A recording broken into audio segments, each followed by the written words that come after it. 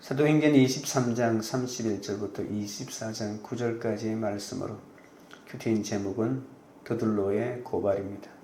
가이사랴로 호소되어 온 바울은 총독의 명에 따라 헤롯궁에 있게 됩니다.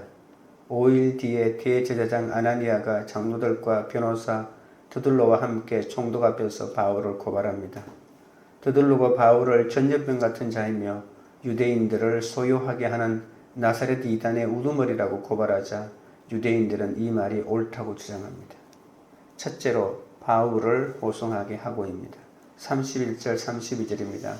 보병이 명을 받은 대로 밤에 바울을 데리고 안디바드리에 이르러 이튿날 기병으로 바울을 호송하게 하고 영내로 돌아가니라. 천부장의 명령을 받은 군사 호위대는 오후 9시쯤 떠나서 다음날 아침 안디바드리까지 안전하게 호송합니다. 안디바드리는 예루살렘에서 60km 정도 떨어진 곳인데 기병은 말을 타고 가지만 보병은 걸어서 가기 때문에 보병 200명이 걸어서 움직이기에는 엄청난 강행군이었습니다. 안디바드리는 헤롯 대왕이 물 좋고 산 좋은 평원에 세운 도시로 그 아버지 안티파트의 이름을 따서 안디바드리라고 불렀던 곳입니다. 이렇게 먼 곳으로 그것도 밤에 출발한 하루 만에 이동했다는 것은 천부장이 로마 시민인 바울을 죽이려는 유대인들의 계략을 매우 위협적인 문제로 보았다는 증거입니다. 음모자들이 더는 따라오지 않는 것을 알고 보병은 다시 예루살렘으로 돌아가고 기병이 남아서 가이사랴까지 44km를 바울과 동행하게 됩니다. 바울은 최악의 위기에서 가장 안전한 방법으로 보호되고 있습니다. 이런 예정이 있다는 것을 나중에 알게 되지만 그 당시 바울이 로마에 갈 때는 죄수의 몸으로 가지 않습니까? 자기가 스스로 가는 것이 아니라 죄수로 호송을 받고 끌려가는 것이죠. 이것이 하나님의 방법입니다. 좀 더 멋진 방법으로 갈 수 있었으면 좋겠는데 하나님은 죄인의 몸으로 가게 됩니다. 그러나 그에게는 수많은 군인이 지키는 어쩌면 호위에서 가는 거나 마찬가지 아닐까요? 내 노력으로 되었던 다른 사람의 노력으로 되었던 하나님의 뜻은 이루어집니다. 우리는 예수를 떳떳이 믿고 싶어 합니다. 사업이 망하고 몸에 병이 들면 예수를 믿고 싶어도 자존심이 상해서 못 믿는다고 하는 사람들이 있습니다. 내가 멋질 때 예수 믿으면 얼마나 좋겠습니까? 그런데 매를 실컷 얻어맞고 천부의 의지 없어서 손들고 오는 사람들도 있습니다.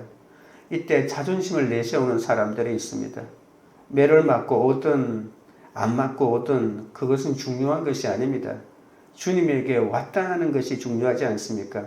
오죽했으면 매로 때려서라도 데려오시겠습니까? 어떤 형편이든지 주님의 뜻을 이루는 것이 더 중요하니까 자존심을 내세울 필요가 없는 것이죠. 33절부터 35절입니다.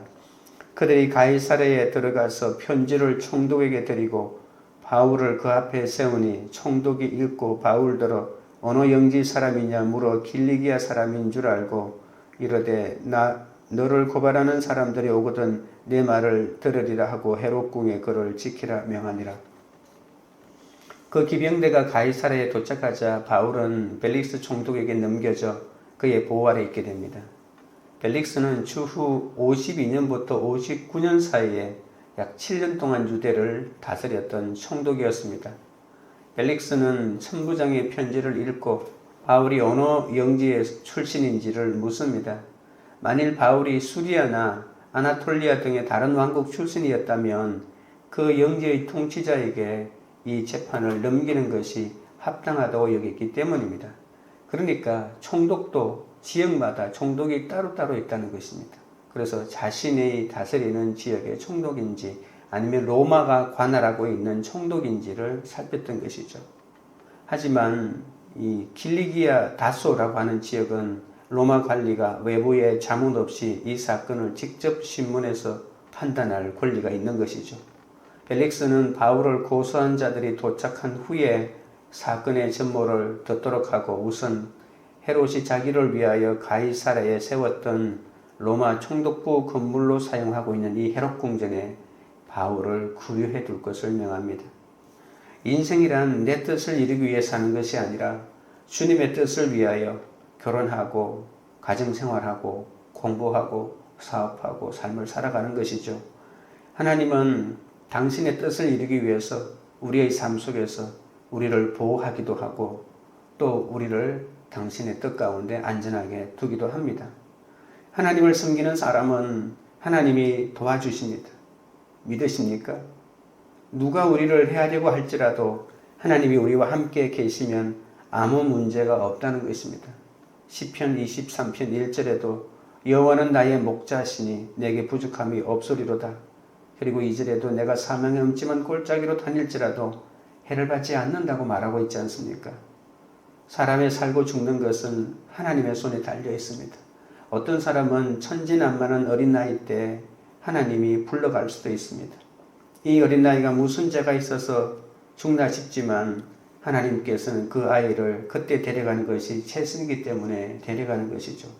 하나님은 우리가 알지 못하는 더 크신 경륜으로 우리를 인도하시는데 하나님은 가장 최선으로 우리를 인도하신다는 믿음이 있어야만 그 하나님의 인도하심에 믿고 따라갈 수가 있는 것이죠. 하나님이 우리를 살려주실 때는 여러 가지 방법을 쓰십니다. 그 가운데 하나가 상황을 바꾸어서 기적을 일으키는 것이죠. 천사를 보내서 기적을 일으킵니다. 사도행전 12장에 보면 베드로가 감옥에 있을 때 천사를 보냅니다. 누가 막 흔들어서 보니까 천사였습니다. 천사는 쇠고랑을 풀어주고 옥문을 열게 해주죠. 사도행전 16장에는 바울과 실라가 빌립보에서 큰 매를 얻어맞고 감옥에 들어가 있을 때 그들이 기도하고 찬송했더니 갑자기 지진이 일어나죠. 오늘 본문은 천사를 보내주거나 지진을 일으키는 방법이 아니라 하나님이 사람의 마음을 감동시켜서 바울을 빼내주는 모습을 우리가 보았습니다. 바울을 죽이려는 결사대의 의지를 좌절시키고 위험 속에서도 로마 군인들의 호의를 받으면서 안전하게 가이사라까지 올 수 있었던 것은 전적인 하나님의 뜻입니다. 하나님은 바울의 생질의 마음을 움직여 주셨고 또 천부장의 마음을 움직여 주셨고 또 총독의 마음마저 움직여 주셨습니다. 이렇게 해서 그 살해의 위기로부터 바울을 구원해 주시는 거죠. 우리에게도 이런 일들이 많이 일어나야 합니다. 다 되는 것 같은데 안 되는 사람이 있습니다. 99% 되는 것 같은데 안 됩니다. 그런가 하면 어떤 사람은 안 되는 것 같은데 되는 사람이 있습니다. 다 안 된다고 말하는데 지나고 보면 다 되는 것이죠. 하나님이 우리의 생애에 간섭할 수 있어야 합니다. 우리 주변에 우리를 힘들게 하고 우리를 해치려고 하면 할수록 우리를 파괴하는 사람이 있다 할지라도 우리는 결코 두려워하지 말아야 합니다. 한밤중에 하나님이 바울에게 본문 11절에 말씀하신 것처럼 담대하라. 이 말씀을 꼭 기억해야 합니다. 이 말씀에 의지하여 위대한 비전을 가져야 합니다. 하나님을 위한 위대한 꿈을 꾸어야 한다는 것이죠. 주님 내 생애를 다 바쳐서 주님을 위해 헌신하겠습니다. 하나님을 위하여 살겠습니다. 이렇게 결단하는 사람을 하나님이 왜 지켜주지 않겠습니까? 우리 교회가 이런 꿈을 갖게 된다면 하나님이 우리 교회를 반드시 인도하실 겁니다. 제일 힘든 사람은 아무 생각 없이 그냥 사는 사람들입니다. 그런 사람에게는 비전도 환상도 꿈도 없습니다. 우리는 꿈꾸는 사람이 되어야 하죠. 로마를 보고 싶다던 바울처럼 세계가 다 우리의 것이 되어야 합니다. 하나님의 도우심은 환경에 상관없이 안전을 보장해주고 그분의 구원 계획을 이루어 나가실 때 누구도 막을 수가 없습니다. 오히려 하나님은 악한 자들의 계획조차도 그분의 뜻을 이루어가는 방편으로 사용하는 것을 우리가 볼 수 있습니다. 적용 질문 드립니다. 고난을 겪는 까닭에 보호하고 도와주어야 할 내 곁에 지체는 누구입니까? 둘째는 고발하여 이르되입니다. 1절 닷새 후에 대제사장 아나니아가 어떤 장로들과 한 변호사 드들로와 함께 내려와서 총독 앞에서 바울을 고발하니라. 바울은 예루살렘에서 가이사랴로 호송되었습니다. 가이사랴는 헤롯이 만든 도시였다고 했습니다. 벨릭스 총독에게 호송된 후에 바울은 거기에서 세 번의 재판을 받게 됩니다. 첫 번째는 벨릭스 총독에게 받고 두 번째는 벨릭스의 후임이었던 페스도 총독에게 받고 세 번째는 아그리빠 왕에게 받습니다. 사도행전 24장은 벨릭스 총독에게 재판받는 재판 기록과 베스도에게 재판을 받는 재판 기록이 기록되어 있고 26장에는 아그리빠 왕에게 재판받는 기록이 있습니다. 재판받는다는 것은 좋은 일 때문이든 나쁜 일 때문이든 유쾌한 일이 아닙니다. 바울은 이 재판 과정에서 그 2년 동안 감옥에 머물러 있어야만 했습니다. 이것을 통해서 바울은 다시 새로운 것을 배웁니다. 그의 생애는 어떤 의미에서는 핍박과 고난과 역경의 연속입니다. 매를 맞고 돌에 맞고 쫓겨다니고 잠도 못 자고 도적의 위험과 강의 위험과 신의 위험과 정말 견딜 수 없는 많은 일을 겪었습니다. 지금은 이 재판을 받아야 하고 감옥에 들어가 있는 동안은 아무것도 하지 아니하고 휴식과 기다림과 인내를 배워야 하는 시간입니다. 우리가 재판을 2년 동안 받을 수가 있는데 재판 받는 동안에 우리가 집에서 그냥 그 날짜에만 가서 재판을 받는 것이 아니라 바울 같은 경우에는 감옥에 갇혀 있는 상태에서 재판을 받으니까 하나님이 로마로 보내주시면 그냥 보내주시면 되는데 왜 이렇게 힘든 과정들을 거치면서까지 보내줄까요? 하나님은 바울을 감옥에 있든 어디에 있든 그와 함께 하셔서 그의 영이 더 깊어지고 그의 생각이 더 뚜렷해지도록 하나님이 인도하시는 거죠. 예루살렘에서 가이사랴로 옮겨가는 동안 바울을 죽이려고 했지만 실패한 대제사장이 이끄는 산헤드린 대표들은 장로들과 함께 가이사랴까지 와서 벨릭스 총독에게 바울을 고발하면서 재판을 엽니다. 그들은 드둘로라고 하는 변호사까지 대동하면서 만반의 준비를 하고 왔습니다. 이 변호인의 이름이 로마식에 흔히 사용되는 이름인 것으로 보아서 드둘로는 아마도 헬라계 유대인이었을 가능성이 높습니다. 2절부터 4절입니다. 바울을 부르매 드둘로가 고발하여 이르되 벨릭스 각하여 우리가 당신을 힘입어 태평을 누리고 또 이 민족이 당신의 선견으로 말미암아 여러 가지로 개선된 것을 우리가 어느 모양으로나 어느 곳에서나 크게 감사하나이다. 당신을 더 괴롭게 아니하려 하여 우리가 대강 여짜옵나니 관용하여 들으시기를 원하나이다. 바울이 가이사랴 총독부로 송치된 지 5일 뒤에 대제사장 아나니아와 유대인들은 바울을 고소하고자 변호사 드둘로를 고용했죠. 이때 바울을 고소하는 드둘로의 변론이 시작됩니다. 그런데 변론에 앞서 드둘로는 당신 덕분에 우리가 태평을 누린다면서 벨릭스 총독의 통치에 너무 과다한 아첨으로 칭찬하고 있죠. 그러나 태평은 하나님으로부터만 얻을 수 있는 것입니다. 하나님이 아닌 총독이 자신들을 지켜준다고 하는 이 말은 유대인들의 믿음이 얼마나 잘못되어 있고 자신들의 기득권을 지키려고 얼마나 애쓰고 있는지를 그대로 보여줍니다. 잔인한 데다 사생활까지 문란했던 벨릭스 총독에게 드둘로가 아첨한 것은 자기 이익 때문이었죠. 그러나 참 평화와 안식은 오직 사람이 아닌 하나님에게서만 얻을 수 있다는 것을 명심해야 합니다. 적용 질문 드립니다. 나의 이익을 도모하고자 거짓된 칭송과 아첨을 하고 있지는 않습니까? 셋째는 전염병 같은 자입니다. 5절 6절입니다. 우리가 보니 이 사람은 전염병 같은 자라 천하에 흩어진 유대인을 다 소유하게 하는 자요 나사렛 이단의 우두머리라. 그가 또 성전을 더럽게 하려 함으로 우리가 잡았사오니. 드둘로는 지나칠 정도로 예의를 차려 총독을 칭송한 후에 바울을 고발하기 시작합니다. 세 가지 고발하는데 첫째는 바울은 로마에 해를 끼치는 존재로서 로마 제국 전역에 있는 유대인들을 선동하여 유대 사회를 소란하게 하는 지독한 전염병 같은 존재라고 말합니다. 둘째는 바울은 나사렛 이단의 주동자라고 하면서 유대 전통으로 볼 때 이런 불법적인 세력은 그냥 내버려 둬서는 안 된다고 주장합니다. 세 번째는 성전을 더럽히려고 시도하다가 붙잡힌 자라고 합니다. 이 세 가지 제목 중에서 총독의 신경을 거슬린 것은 소유를 일으켰다는 것이겠죠. 드둘로는 종교적인 제목보다 정치적인 제목을 더 강조함으로써 바울을 중죄인으로 몰아갑니다. 이것은 과거 유대인들이 예수님을 빌라도 법정에서 고발했을 때와 비슷한 상황입니다. 정치적으로 소요가 일어나면 불안하기 때문에 그들은 일부러 소요 제목을 제일 먼저 집어넣었던 것이죠. 그러나 유대인들에게는 가장 큰 죄목은 성전을 모독했다는 것입니다. 바울이 실제로 이방인 가운데 한 사람을 거룩한 성전 경내로 데리고 갔었다는 사실이 바울을 체포할 만큼 확실한 죄가 될 수는 없죠. 반면에 이들이 말했던 것처럼 성전을 더럽히려고 했다는 말은 좀 애매한 제목이지 않습니까? 그러나 사내들이는 바울이 성전을 더럽히려고 하기 직전에 자신들이 바울을 체포했다고 주장합니다. 그러니까 도대체 이 바울이 성전을 어떻게 더럽히냐고 이렇게 증거를 대라고 하면 증거를 대기가 쉽지가 않습니다.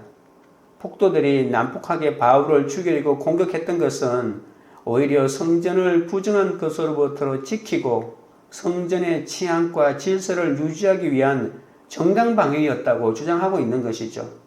천부장이 보낸 편지 내용은 사실을 왜곡하고 있다면서 천부장이 자신들의 정당한 권한을 무시하고 부당하게 개입했다고 이 천부장의 편지 내용마저도 잘못된 것이라고 이렇게 묵살해버리고 있습니다. 변호사 드둘로는 바울을 가리켜 전염병 같은 자라고 합니다. 모든 전염병 바이러스를 가진 사람처럼 가는 곳마다 세상을 시끄럽게 한다는 것이죠. 그러나 사실 그렇습니다.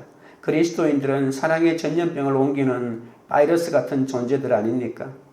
우리 그리스도인들은 사람들에게 그리스도의 영향력을 주는 사람입니다. 사랑의 영향력을 주고 생명의 영향력을 주는 사람입니다.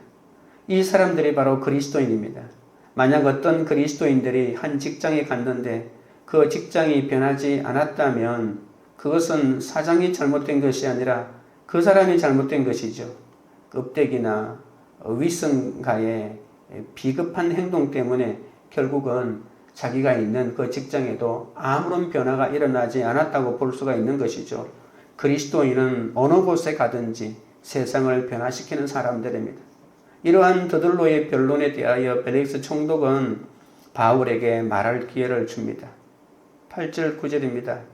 당신이 친히 그를 신문하시면 우리가 고발하는 이 모든 일을 아실 수 있나이다 하니 유대인들도 이에 참가하여 이 말이 옳다 주장하니라. 드둘로는 천부장의 편지 내용에 대한 불만을 그대로 드러내고 있죠. 자신들이 유대법에 따라 처결하려고 했는데 천부장이 부당하게 개입하여 바울을 강탈해 갔다는 것입니다. 참 적반하장도 이런 경우가 있습니까? 이래서 나중에 22절에 보면 천부장이 가이사라에 와서 직접 진술할 때까지 재판을 연기하겠다고 이 벨릭스 총독이 말합니다. 드둘로의 연설은 시작할 때는 이 화려한 기교를 부리면서 온갖 아첨을 다해서 이렇게 시작했지만 이 결론은 이렇게 애매하게 끝나버리죠. 자기 이익을 취하고자 없는 사실까지 확대해서 비난하는 것은 이 악한 사람들이 하는 전형적인 수법입니다. 사람은 그런 거짓말에 속아 넘어갈 수 있지만 하나님은 속지 않는 모습을 볼 수 있습니다. 적용 질문 드립니다. 내 생각과 다르다고 해서 다른 사람의 의견을 무조건 무시하고 비난하지는 않습니까? 기도하겠습니다. 하나님 아버지, 하나님의 도우심은 환경에 상관없이 안전을 보장하며 그 어떤 누구도 하나님의 구원 계획을 막을 수 없음을 깨달았습니다. 하나님이 하시려면 이렇게 로마의 천부장을 움직여 군사 470명의 호위하는 가운데 하나님의 사람을 인도하시는 그런 분이십니다. 그런데도 나는 위기 속에서 이러한 구원의 하나님을 신뢰하지 못하고 조급하여 나를 도와줄 사람을 찾을 때가 많았사오니 주여 용서하여 주시옵소서. 나의 고난의 현장에서 한결같이 붙드시는 구원을 허락하시는 주님만을 온전히 바라보게 하시고 이제는 오히려 고난을 겪는 자들을 보호하고 도와주는 그런 사람이 되도록 역사하여 주시옵소서. 힘있고 돈 있는 유력한 자 앞이라도 그 사람의 귀에 듣기 좋은 말만 하지 않게 하시고 사람으로부터 태평을 구하지 않게 하여 주시옵소서. 참 평안과 안식은 사람이 아닌 오직 하나님에게서만 얻을 수 있음을 알게 하여 주옵소서. 나의 이익을 얻기 위하여 거짓된 칭송과 아첨도 멈추게 하여 주시옵소서. 오직 주님 안에서 평강을 누릴 수 있도록 긍휼을 베풀어 주옵소서. 자기 이익을 취하고자 없는 사실까지 확대해서 비난하는 악한 자를 닮아가지 않도록 도와주옵소서. 내 생각과 다르다고 다른 사람의 의견을 무조건 무시하고 비난하지 않도록 불쌍히 여겨 주시옵소서. 관계 우리들 교회가 복음의 전염병이 되게 하여 주옵소서. 사랑의 바이러스가 되게 하셔서 이 땅에 주의 구원을 선포하고 보여주는 공동체가 되게 하여 주시옵소서. 각자의 삶에서 말씀대로 믿고 살고 누림으로 그리스도의 선한 영향력을 보여주고 사랑의 영향력, 생명의 영향력을 전하여 세상을 변화시키는 그런 교회, 그런 공동체가 되도록 역사하여 주시옵소서. 예수 그리스도 이름으로 기도드리옵나이다. 아멘.